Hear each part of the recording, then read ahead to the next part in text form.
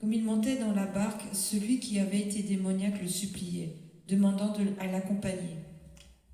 Et comme il montait dans le bateau, le démoniaque le supplia afin de rester avec lui. Nous avons vu avec le Seigneur comment cet homme a été délivré et qu'il devint chrétien. Et la Bible nous dit comme Yeshua monta dans la barque. Mais avant cela, au verset 17, que lisons-nous? Alors ils se mirent à supplier Jésus de quitter leur territoire. Alors, les propriétaires et les habitants de Gadara se mirent à le supplier, ils le prièrent de quitter leur territoire. Après avoir vu que Yeshua avait accompli un grand miracle, ils ont tout de suite conclu que cet homme, en face de qui il se tenait, était doté d'un grand pouvoir. Alors ils furent effrayés, la crainte les ayant saisis. Et voyant qu'il avait perpétré une grande perte, ils avaient perdu leur activité, leur entreprise, les pourceaux s'étant affolés, se sont étouffés dans les eaux. Et ils se sont dit que si cet homme continue à rester ici, eh bien, des jugements sévères s'abattront sur nous, car nous sommes des hommes pécheurs. Donc ils voyaient en Yeshua simplement un homme doté d'une force et d'une puissance pour faire du mal. Ils voyaient en Yeshua un maître avec un certain pouvoir. Alors, ils ne voulaient plus de sa présence. Ils le chassèrent de leur territoire. Et l'esprit qui les animait, c'était l'esprit du monde. Ils étaient remplis de convoitises et l'esprit du monde en eux chassa Yeshua. Ainsi, ceux qui sont dans le monde rejettent le Seigneur. Ils aiment le monde et les choses qui sont dans le monde. Ces hommes avaient dans leur cœur des convoitises par rapport aux biens qu'ils avaient.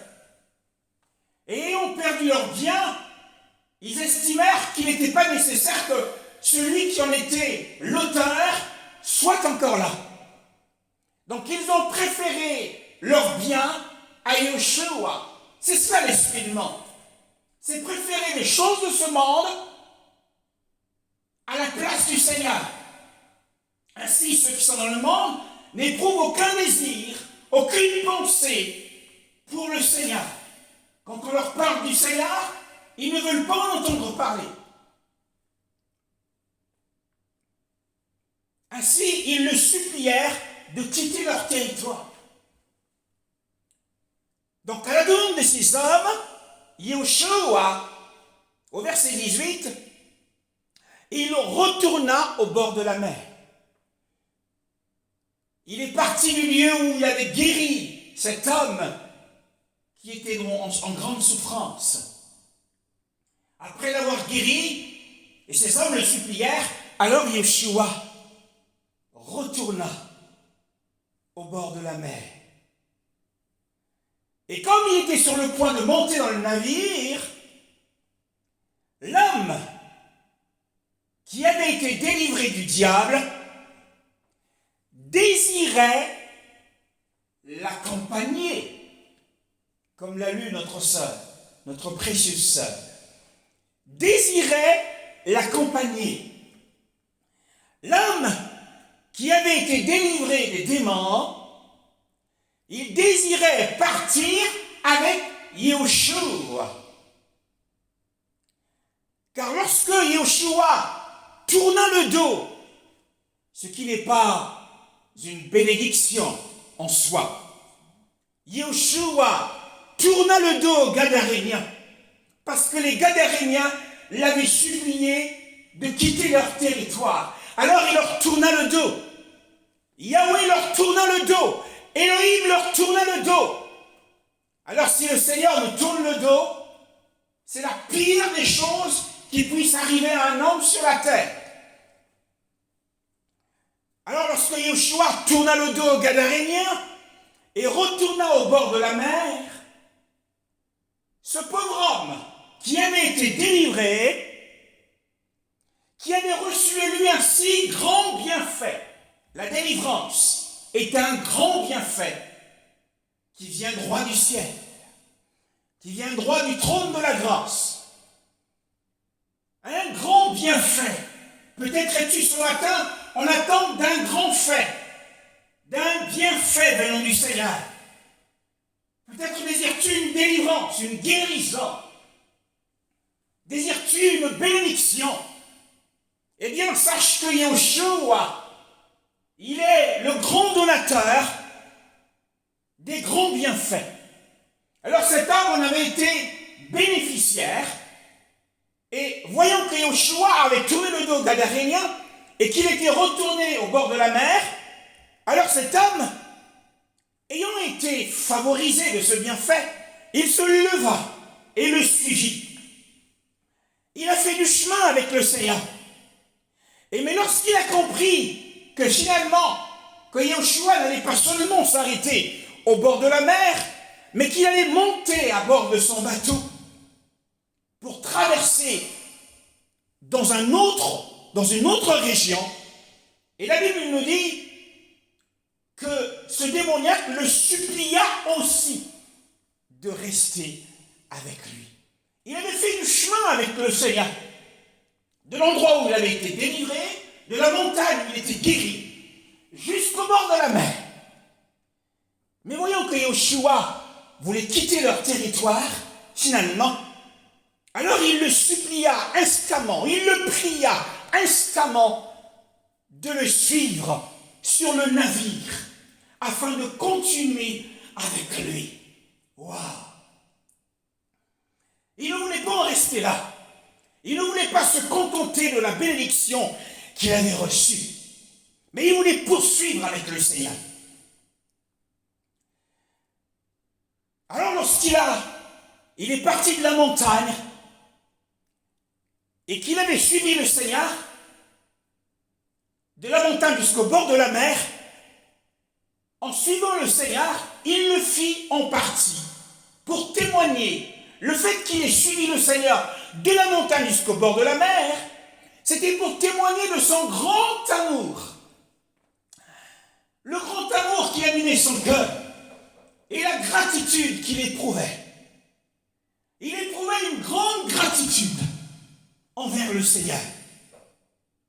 Il éprouvait une grande gratitude pour la miséricorde qu'il avait reçue de lui.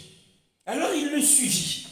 Ainsi, nous suivons le Seigneur jour après jour, heure après heure, à cause de la grande miséricorde qu'il nous accorde matin après matin. Et pour lui témoigner notre amour, nous le suivons par amour, nous le suivons par gratitude de ce qu'il a fait pour nous et de ce qu'il fera pour nous. Magnifique est le Seigneur. Telle est la raison pour laquelle cet homme est parti de la montagne jusqu'au bord de la mer. Telle est la raison pour laquelle nous devons nous lever le matin, participer aux réunions de prière. Nous devons entrer dans la présence du Seigneur, à la fois pour lui témoigner notre grand amour et notre gratitude pour chaque miséricorde qu'il nous accorde. Il le suivit aussi pour une autre raison. Il le suivit de la montagne jusqu'au bord de la mer. C'était parce qu'il voulait jouir de sa présence. Il voulait aussi jouir de sa protection. Il voulait être avec Yeshua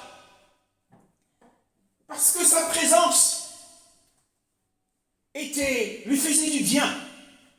Il voulait être avec Yahushua parce qu'il était en recherche d'une protection. Pourquoi? Parce qu'il craignait qu'une fois Yahushua montant dans le bateau et partant sans lui, et qu'il reste dans ce pays. Souvenez-vous de ce que les démons ont dit. Les démons ont dit quoi? Versets 11 à 12. Il lui suppliait avec insistance de ne pas les envoyer hors du pays. Oui, les démons supplièrent Yahushua. Voyez-vous, en tout cas, on a ici affaire à l'Élohim de l'univers. Que ce soit les démons, que ce soit les hommes, que ce soit le démoniaque guéri, tous le supplièrent. C'est lui qui permet ou qui ne permet pas. Dans tous les cas, c'est lui qui permet ou qui ne permet pas. Même Satan le supplie. Même les Gadaréniens, ils sont obligés de le supplier à quitter. Ils n'avaient aucune autorité sur lui, de l'empêcher de rester là. Mais ils étaient obligés de le supplier instamment. Donc les démons supplièrent le Seigneur de ne pas les envoyer hors du pays. Et le démoniaque guéri craignait qu'une fois que Yahushua soit parti, que ces mauvais esprits ne se saisissent à nouveau de lui, ne le reprennent avec une rage et une fureur plus grande. Il craignait un retour de l'esprit impur. Alors, il voulait le suivre pour être protégé par lui. Cet homme, nous l'avons dit, c'est l'image et la représentation du bon chrétien.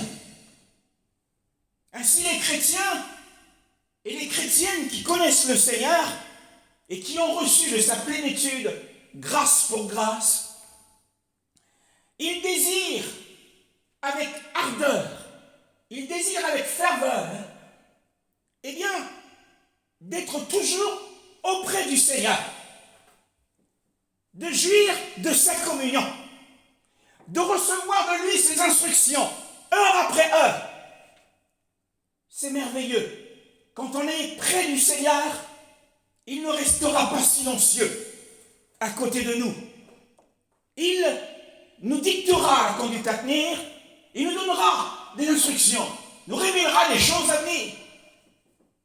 Et ceux qui sont, c'est les âmes bienveillantes, c'est-à-dire les âmes convertis au Seigneur, qui se sont tournés vers le Seigneur. C'est l'image que nous donne cet homme délivré du diable.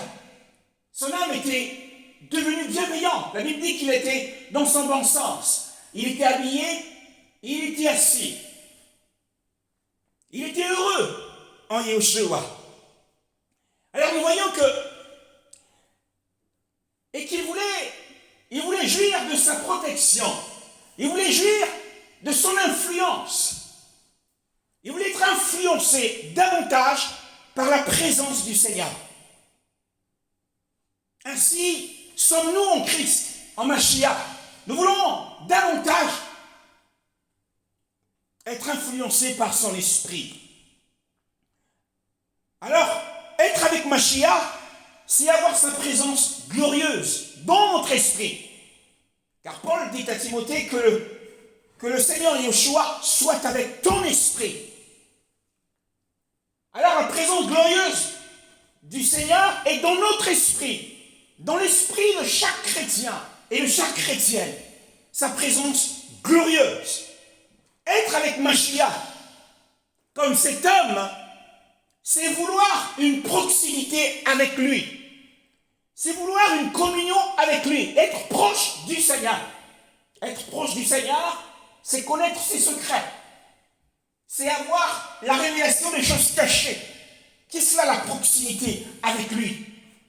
Il te fait connaître des choses que les hommes ne connaîtront pas.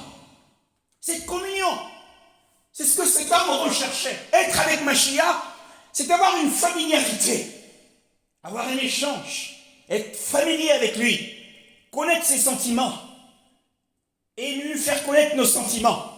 C'est avoir une connaissance de lui de plus en plus, semaine après semaine. Connaître une nouvelle face du Seigneur, une nouvelle grâce, une nouvelle facette de sa grâce. Être avec Mashiach, c'est être guidé par son conseil.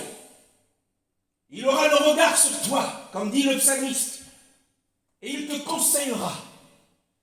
Oui, je te conseillerai et j'aurai le regard sur toi. C'est ça, être avec Mashiach. Être avec Mashiach, c'est être soutenu. D'être soutenu par sa main. La main de sa droite de justice. Soutenu dans tes problèmes, dans tes situations. Son soutien sera toujours à l'œuvre. Il est un secours toujours présent en temps de détresse. Un secours toujours présent, même si tu ne le ressens pas. Il faut que tu le confesses, qu'il est ce soutien toujours présent, ce secours toujours présent en temps de difficulté, en temps d'épreuve, en temps de souffrance, en temps de maladie. Il est ce secours toujours présent, qui ne manque jamais. Un secours adapté à ton problème, adapté à ta situation. Il s'adapte. Être avec le Mashiach, tout chrétien, tout bon chrétien qui le confesse, a en lui cette présence glorieuse pour lui apporter du soutien. Alors, rien ne peut être plus désirable pour ceux qui connaissent le Seigneur spirituellement. Rien ne peut être plus désirable dans ce monde si ce n'est cette présence. Oui, car de tels désirs, voyez-vous, un tel désir est né dans le cœur de cet homme, de le connaître. Et il voulait aussi connaître et vivre ses gloires, l'expérimenter personnellement, parce qu'il le reconnaissait. Après qu'il l'ait délivré, il l'a reconnu comme le fils d'Élohim. Mais Yahushua n'est pas seulement le fils d'Élohim, mais il est aussi ce que nous dit Timothée.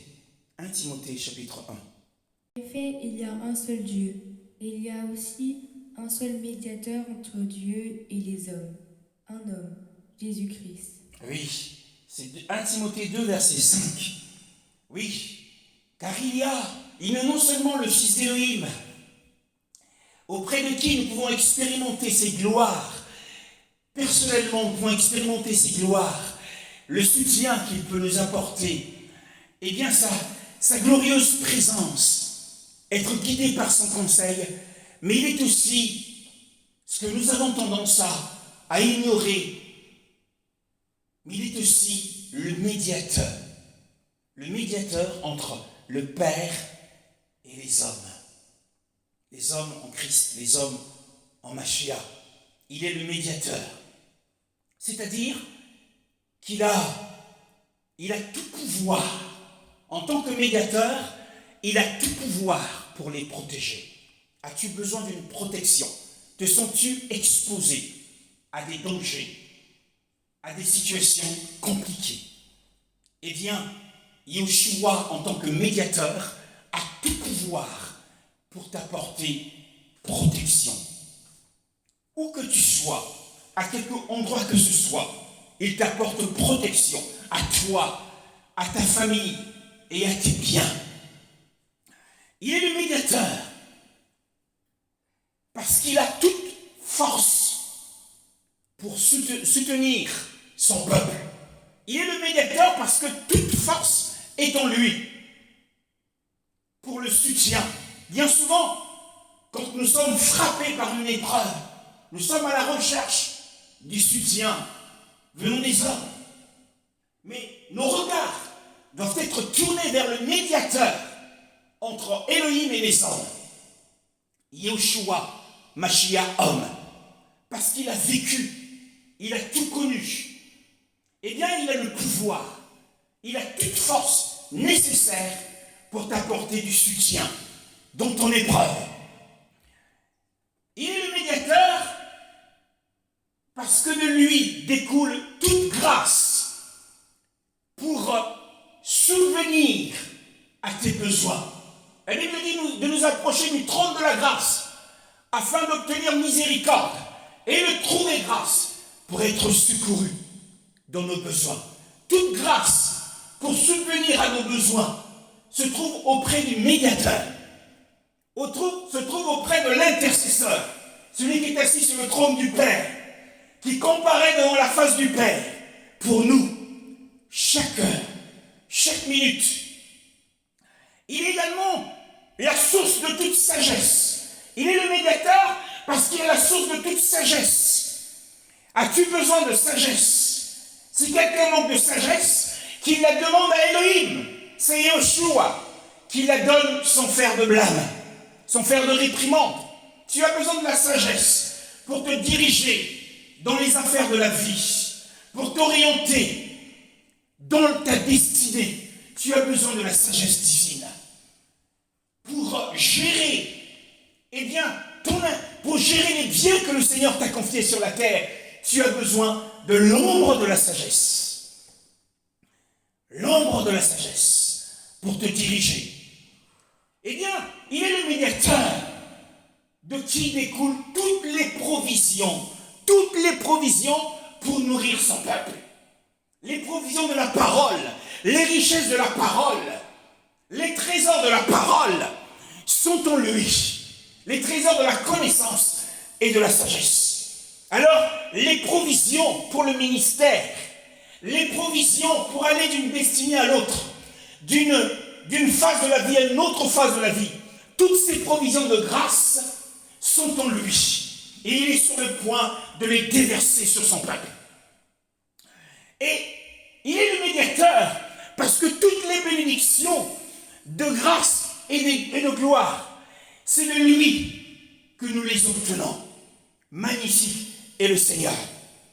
Alors, les chrétiens, de toute expérience gracieuse qu'ils peuvent avoir de la bonté du Seigneur, de sa faveur. Waouh! Certains sont visités par la présence corporelle du Seigneur. C'est une faveur, c'est une grande faveur. Et le Seigneur leur fait grâce. Il leur témoigne de sa grande bonté. Voyez et sentez combien le Seigneur est bon. Il est bon en nous accordant des choses de ce monde pour servir à sa gloire, mais à la fois pour consoler nos cœurs. Sa bonté vaut mieux que la vie, comme nous avons l'habitude de le chanter. Sa bonté est meilleure que la vie. Magnifique est le Seigneur. Alors, nous sommes comme cet homme qui suivait le Seigneur et qui voulait le suivre au-delà de la mer. Nous sommes animés du même sentiment, du besoin d'être avec lui. Pourquoi? Pourquoi voulait-il être avec lui? Pourquoi voulait-il rester avec lui? Pourquoi voulait-il l'accompagner? Parce que sans lui, nous ne pouvons rien faire. Sans lui, nous ne pouvons pas accomplir notre devoir correctement. Nous ne pouvons pas prier correctement. Nous ne pouvons pas chanter correctement. Nous ne pouvons pas prêcher correctement. Nous ne pouvons rien faire dans ce monde puisqu'il nous a rachetés. Nous sommes son peuple. Nous lui appartenons. Même le travail séculier que nous faisons, nous ne pouvons pas le faire correctement sans lui, sans sa présence glorieuse, sans son assistance de son esprit. C'est pourquoi cet homme voulait l'accompagner. Au-delà de la mer, il l'avait déjà suivi pour lui témoigner sa gratitude, pour lui montrer sa reconnaissance.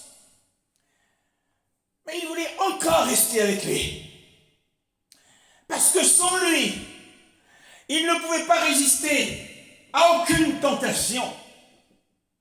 Peut-être que le péché qui avait conduit à être possédé du diable allait à nouveau frapper à la porte de son cœur. Donc il se disait, sans toi, Seigneur, je ne peux pas résister, je ne résisterai à aucune tentation. Sans toi, Seigneur, je ne pourrais pas supporter une affliction. Bien souvent, nous avons du mal en nous disant, je n'y arrive plus, je ne supporterai plus ces choses. Je n'arrive plus à supporter ce qui m'arrive. Mais bien-aimé dans le Seigneur, il est ce médiateur qui est en toi, qui est aussi dans le ciel, qui va t'aider à supporter ton affliction. Ainsi, comme cet homme, les chrétiens sont sensibles aux effets bénis de sa présence. Nous sommes sensibles aux effets bénis de sa présence. Et nous savons que sa présence apporte la lumière sur notre âme qui était dans les ténèbres. La présence du Seigneur a apporté la lumière dans l'âme de cette âme qui était possédée de plus de 12 600 démons. Alors la lumière a brillé dans les ténèbres et les ténèbres ne l'ont point reçue. Les ténèbres se sont dissipées. Alors il était sensible à cela. C'est pour cela qu'au départ il se tenait à ses pieds, parce qu'il ressentait les émanations, les rayons de lumière qui venaient de Yeshua, qui traversait son âme de part en part. Il était transfiguré dans son âme. Il était vivifié. Alors que quand il était mort et sans vie dans sa structure et dans ce qu'il faisait, tout ce qu'il faisait était des œuvres mortes. Et il se clarifiait. Mais maintenant, il est vivifié. Maintenant la vie, maintenant la lumière. La lumière a brillé en lui. Ainsi, ceux qui veulent être avec le Seigneur sont ceux qui recherchent cette lumière brillante, éblouissante, qui émane de lui, qui vivifie leur esprit. Bien souvent, lorsque nous sommes en prière, nous nous sentons lourds. Nous avons l'impression que nos prières ne montent pas plus haut que le plafond. Mais lui, quand il est là, il vivifie notre esprit et nous délivre de la lourdeur d'esprit, nous délivre de notre assoupissement spirituel et de notre sommeil spirituel. Il est là, quand il est là, il nous réconforte. Quand il est là, il réjouit nos cœurs. Et il met de la joie et de l'allégresse. Oh, magnifique est-il. Plus que n'importe quelle bénédiction extérieure. Nous pouvons avoir une Tesla. Nous pouvons avoir une Porsche. La plus belle maison du coin. Mais nous éprouverons certainement de la joie. Mais la joie, la véritable joie que nous pouvons éprouver, c'est celle de sa présence. C'est celle qui vient de sa lumière. Celle qui vivifie notre esprit. Celle qui réjouit nos cœurs. Sa présence, il voulait être dans sa présence pour que la peur qui était en lui soit enlevée. La peur le quitte. Il avait peur du retour de l'esprit impur. Il avait peur du retour de la légion. Et alors, en sa présence, il était enhardi, il était encouragé, il était fortifié, encouragé contre les ennemis. Lorsque nous sommes en sa présence, nous sommes pleins d'assurance. Et nous disons, toi Satan, pars de là, va-t'en, nom de Yeshua. Nous n'avons peur d'aucun démon, même s'ils viennent à nous et nous assaillent et tombent sur nous, comme un parachutiste. Mais dès que nous sommes vivifiés en esprit, nous l'expulsons d'un seul mot. Et les démons s'en vont, au nom de Yeshua. Magnifique est le Seigneur. Sa présence. Il voulait être dans sa présence pour être en sécurité. Il voulait être dans sa présence parce que sa présence est un bouclier, une défense. Ainsi, être dans sa présence, être avec lui, quand il est là, et nous ouvrons la parole, nous voyons que la parole devient agréable, délicieuse, et nous donne du contentement. Nous lisons la parole avec joie. Heureux l'homme qui médite la parole jour et nuit. Mais si nous méditons machinalement, sans sa présence, nous n'éprouverons rien. Mais quand la présence de son esprit est là, nous trouvons la parole agréable. Agréable. Et nous la lisons, et notre âme est nourrie. Il n'y a rien dont les hommes peuvent jouir dans cette vie. Il n'y a rien de ce que nous pouvons jouir dans cette vie. Bien que les choses dont nous pouvons jouir dans cette vie nous apportent du plaisir et de la satisfaction. Mais le niveau de plaisir et le niveau de satisfaction qui sont en Mashiach sont incomparables. Sont incomparables. C'est pourquoi ceux qui désirent souvent quitter ce monde veulent être avec Mashiach, qui est bien meilleur. En effet, sa présence, la présence du Mashiach, elle est si douce. Sa présence, elle est si désirable. Maintenant, puissions-nous l'éprouver. Puissions-nous éprouver cette douceur de sa présence. Puissions-nous éprouver cette magnifique présence, cette joie qui remplit notre cœur. Mais si déjà sur la terre, de temps en temps, nous éprouvons une telle satisfaction, un tel bonheur, eh bien, quelle sera la jouissance? Quelle sera la jouissance éternelle? Quelle sera la jouissance éternelle et ininterrompue? Quand on parle de ce qui est éternel, c'est ce qui n'a point de fin. De sa présence dans le royaume de 1000 ans. Lorsque il nous dira, bon et fidèle serviteur, entrez dans la joie de votre maître. La joie, la jouissance éternelle. Car en sa présence, comme disait le psalmiste David, nous allons le lire, c'est le psaume 16. Tu me fais connaître le sentier de la vie, et il y a d'abondantes joies dans ta présence, un bonheur éternel à ta droite. Oui, un bonheur éternel, des délices éternelles à ta droite. C'est ce qui se passera pendant le règne de 1000 ans sur la terre. Et il y aura des délices. Nous vivrons et connaîtrons, expérimenterons ce bonheur, cette béatitude de sa présence en le voyant tel qu'il est et nous serons semblables à lui dans des corps glorifiés. Magnifique est le Seigneur. Philippiens chapitre 1. Qu'en sera-t-il alors à ce moment-là?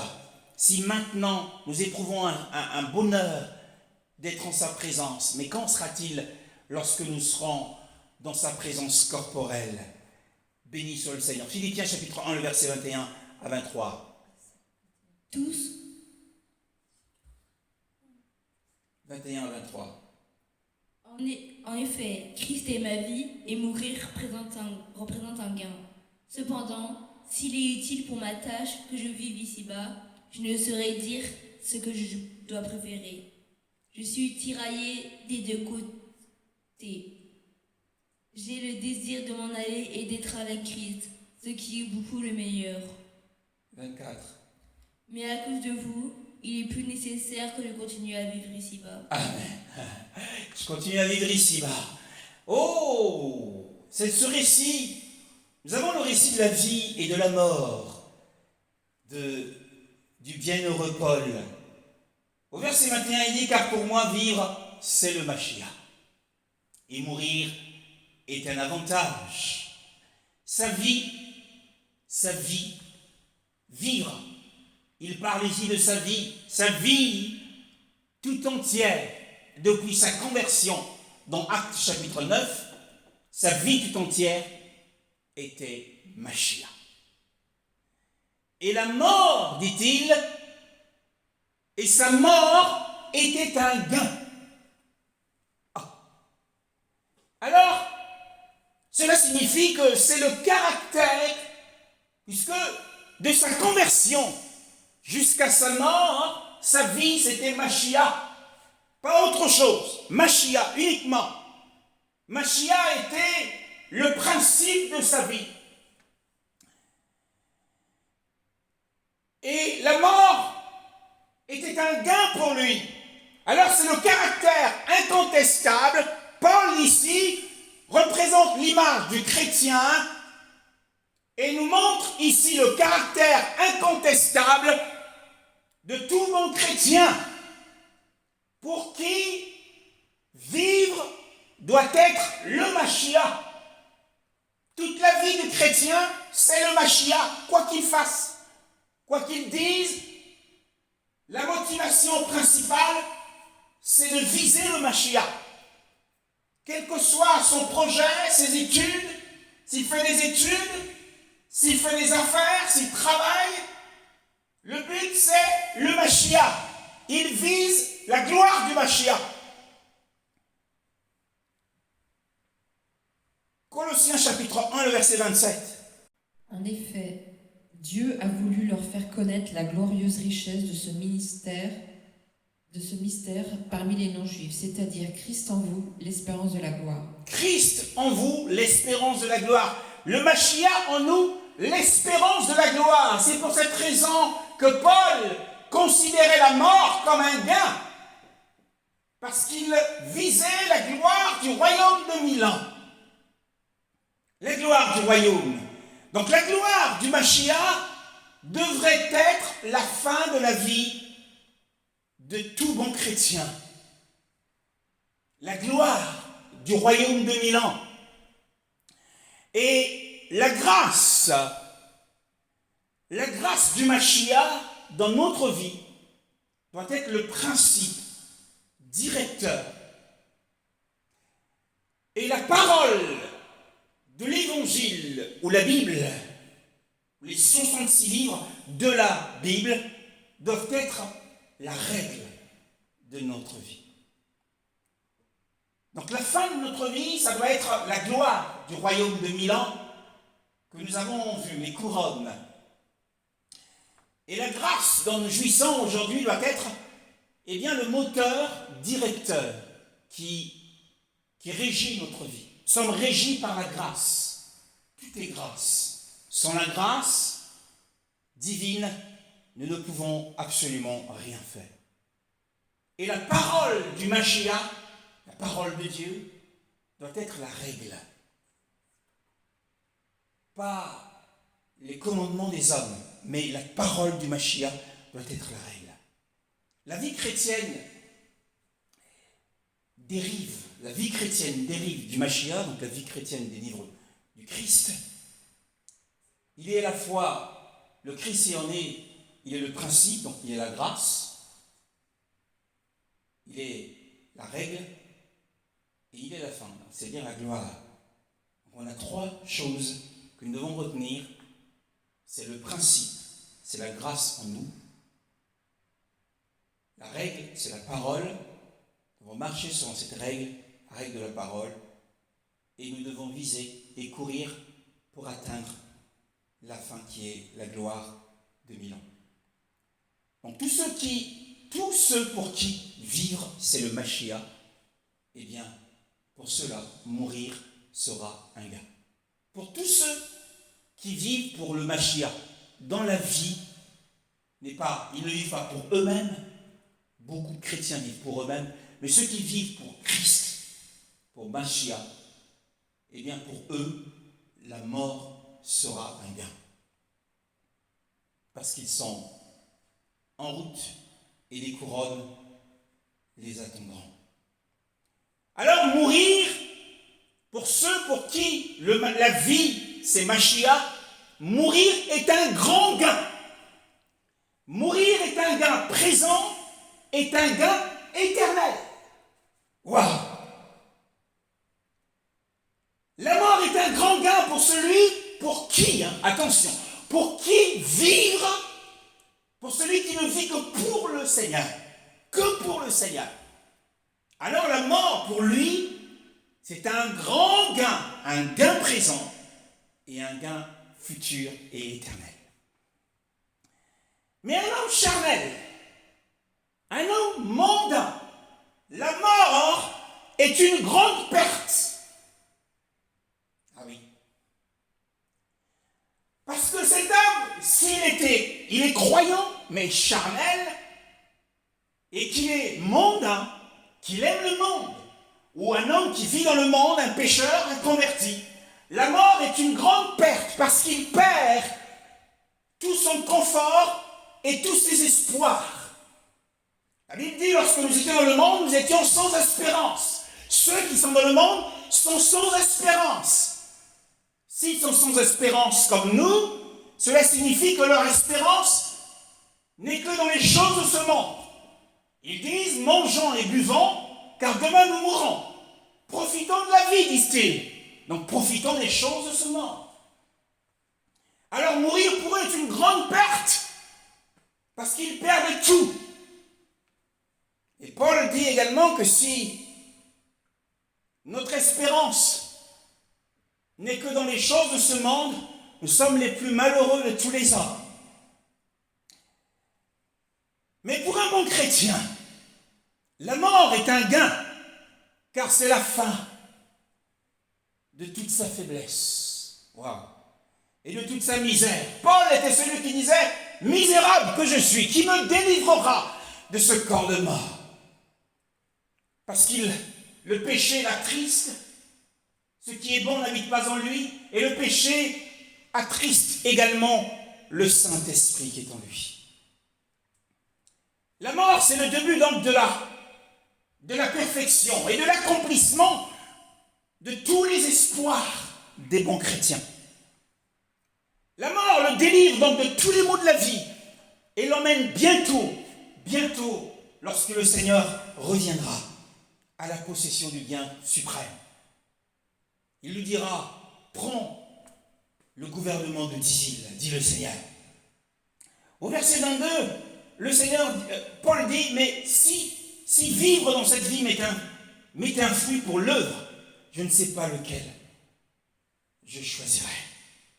On aurait pu penser que Paul, puisqu'il disait que la mort était un gain pour lui, qu'il serait fatigué de la vie et qu'il serait impatient de mourir et qu'il rechercherait tous les moyens possibles pour mourir ou de se faire tuer. On aurait pu penser cela puisqu'il dit que la mort est un gain. Alors il recherche un moyen de se faire tuer, un moyen de mourir. Étant fatigué de vivre, étant fatigué d'être dans ce monde. Mais non, ce n'est pas son attitude. Ce n'est pas ce qu'il fait. Mais il dit, si je vis dans cette chair, tu es encore dans la chair, et si je vis dans la chair, voilà le fruit de mon travail. En quelque sorte, il est fier. Il est fier de présenter aux Philippiens l'œuvre qu'il a bâtie à Philippe, l'œuvre qu'il a bâtie à Colosse, l'œuvre qu'il a bâtie à Éphèse, l'œuvre qu'il a bâtie à Thessalonique, à Laodicée, à Corinthe. Il a bâti énormément. Il a travaillé pour le Seigneur et il était fier de présenter ce travail. Donc il n'était pas forcément prêt, il n'était pas forcément dans l'optique de vouloir partir à tout prix. Il n'était pas impatient de mourir, même si la mort pour lui était un grand gain, parce qu'il estimait que le travail qu'il faisait pour le Seigneur, le travail était bien fait dans la mesure où ce travail contribuait à l'honneur, contribuait aux intérêts du royaume du Mashiach dans le monde. Tant que ce que nous faisons sur la terre contribue à honorer et à glorifier le Seigneur, alors, bien-aimés dans le Seigneur, nous n'avons pas besoin d'être impatients de nous en aller. Paul voulait dire qu'il était utile. Il était utile sur la terre. Et un bon chrétien doit être utile, et un bon ministre de l'Évangile doit être utile sur la terre. Il doit désirer vivre dans le monde tant qu'il peut glorifier Elohim et faire du bien à son Église. Nous avons été appelés par le Seigneur pour quelque chose. Le verset 23, il dit « Car je suis pressé à partir de deux côtés ». Dans la version qui venait d'être lue tout à l'heure, par le bien-aimé Daniel, il disait « Je suis tiraillé de deux côtés, car je suis pressé à partir de deux côtés ». Paul était donc dans une situation heureuse. Waouh! Non pas entre deux mauvaises choses. Les deux côtés représentent deux choses, mais ce n'étaient pas deux mauvaises choses. Mais les deux côtés représentaient deux bonnes choses. 2 Samuel 24, le verset 14. Répondit à Gad, je suis dans une grande angoisse. Il vaut mieux tomber entre les mains de l'Éternel, car ses compassions sont grandes, et je préfère ne pas tomber entre les mains des hommes. Oui, David avait commis un grand péché. Il avait fait le dénombrement du peuple. Alors 3 jugements lui étaient présentés. Il y avait 3 jugements. Il y avait 3 ans. 3 ans de guerre. C'était soit 3 ans de guerre, soit 7 ans de famine, soit la peste. Donc il était dans une grande angoisse. Il était dans une situation difficile à cause de ces 3 jugements. Il devait immédiatement choisir. Mais Paul était certes dans une situation difficile, mais il n'était pas entre 3 jugements. Paul était entre 2 bénédictions. Quelles sont ces bénédictions? Parce qu'il dit, je suis tiraillé de 2 côtés. Je suis tiraillé ou je suis pressé entre 2 choses. Quelles sont ces 2 bénédictions? Ces 2 choses sont 2 bénédictions. Quelles sont ces bénédictions? Eh bien, c'est le verset 21 que nous avons lu et que nous aimerions relire. En effet, Christ est ma vie et mourir représente un gain. Verset 23. Je suis tiraillé des 2 côtés, j'ai le désir de m'en aller et d'être avec Christ, ce qui est de beaucoup le meilleur. Oui. Donc, il était tiraillé entre 2 choses. Il était tiraillé entre 2 bénédictions. Au départ, au verset 21, il dit, pour moi, vivre, c'est le Mashiach. C'est la première bénédiction. C'est une grande bénédiction que de vivre dans ce monde pour le Mashiach, pour sa gloire. C'est une bénédiction à laquelle nous devons à chaque fois lui être reconnaissants. Parce qu'il nous a tirés de la boue du péché. Il nous a sortis du monde. Il a mis son esprit sur nous. Il nous a adoptés. Il nous a donné ses grâces. C'est une grande bénédiction de vivre pour le Mashiach. Et la deuxième bénédiction, c'est ce qui est dit au verset 23. J'ai le désir de quitter cette vie et d'être avec Mashiach. Donc il était tiraillé entre ces 2 bénédictions. Vivre pour le glorifier sur la terre, soit s'en aller et être avec lui. Ce qui, dit-il, est une plus grande bénédiction, incomparable, bien-aimé. Alors, vivre pour Mashiach et être avec lui sont 2 bénédictions inestimables. Alors nous voyons ici Paul en train de raisonner avec lui-même sur le sujet. Et il dit, je ne sais même pas lequel je choisirai. Il raisonne avec lui-même. Mais il avait une inclination. Il avait un penchant pour la mort. Mais, regardez avec moi. Voyez la puissance de la foi de cet homme. Et voyez la puissance de la grâce divine qui a opéré dans son esprit, au point de réconcilier l'esprit de Paul avec la mort. C'est la grâce divine en lui qui a disposé son cœur à mourir. Pourtant, la mort, c'est la destruction de notre nature humaine, notre nature présente. La mort, c'est le plus grand mal naturel qui puisse arriver à un homme. Nous avons naturellement, ou nous éprouvons naturellement une aversion pour la mort. Mais Paul y était enclin. Et ça, c'est l'œuvre de la grâce divine en lui. Il ne voulait pas mourir pour mourir. Il ne voulait pas mourir pour échapper à un problème sur la terre. Beaucoup espèrent mourir pour être délivrés des problèmes de la vie. Ce n'était pas le cas de Paul, mais la grâce divine opérant dans son esprit avait disposé son cœur à mourir. Pourquoi? Eh bien parce qu'il désirait être avec Mashiach.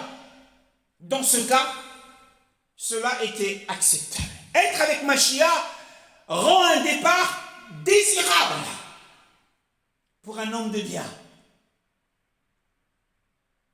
Être avec lui, mais non, c'est être avec Mashiach, pas avec le Mashiach, mais être avec Mashiach, c'est-à-dire dans l'apparence de sa présence au paradis. Parce que lui, il est dans un corps humain glorifié. Et pour être avec lui, il faut être dans un corps humain glorifié. Nous devons attendre le temps de la résurrection. Mais entre-temps, il y a le lieu intermédiaire qui est le paradis d'Hadès, où nous y allons en attendant la résurrection. Et là-bas, il y a une joie et un bonheur ineffables. Donc pour Paul, il ne s'agissait pas simplement de mourir ou de se dépouiller du corps. Ce n'était pas en soi ce qu'il recherchait. Pour lui, ce n'était pas quelque chose que l'on désirait. On ne doit pas désirer mourir pour mourir. Et Paul ne voulait pas de cela. Mais il était lié avec quelque chose et qui le rendait véritablement comme tel. La grâce le rendait tel parce qu'il était lié à Mashiach. Si je ne peux pas être avec Mashiach ici, alors je considère qu'il est désirable pour moi de partir. Mais dès que l'âme part, elle est immédiatement dans la présence de son apparence au paradis. Pas dans sa présence physique, mais dans sa présence de son apparence. Nous l'avons déjà étudié dans les précédents messages sur le paradis. Nous ne verrons le Seigneur physiquement que lorsque nous serons dans des corps incorruptibles à la résurrection. Car les morts en Mashiach ressusciteront premièrement. Ensuite, les vivants seront transformés, transfigurés et monteront dans le ciel. Donc ceux qui connaissent la valeur du Mashiach et du royaume des cieux reconnaîtront volontiers qu'il est bien préférable d'être au paradis que d'être dans ce monde. D'être avec Mashiach, pas le Mashiach personnellement, mais d'être avec Mashiach, son esprit, au paradis, plutôt que d'être avec une créature quelconque sur la terre. Car dans ce monde, nous l'avons dit, nous sommes environnés par le péché. Nous sommes environnés, nous sommes nés pour des épreuves, des difficultés. Nous sommes nés de nouveau pour affronter des problèmes. Mais si nous parvenons à être avec Mashiach, alors nous pourrons dire adieu au péché, adieu aux tentations, adieu au chagrin, adieu à la mort pour toujours. Alors, mais quel a été le jugement de Paul? Son jugement était plutôt de vivre un peu plus longtemps dans le monde. Il a conclu, alors qu'il était tiraillé, car il dit, mais demeurer dans la chair est plus nécessaire à cause de vous.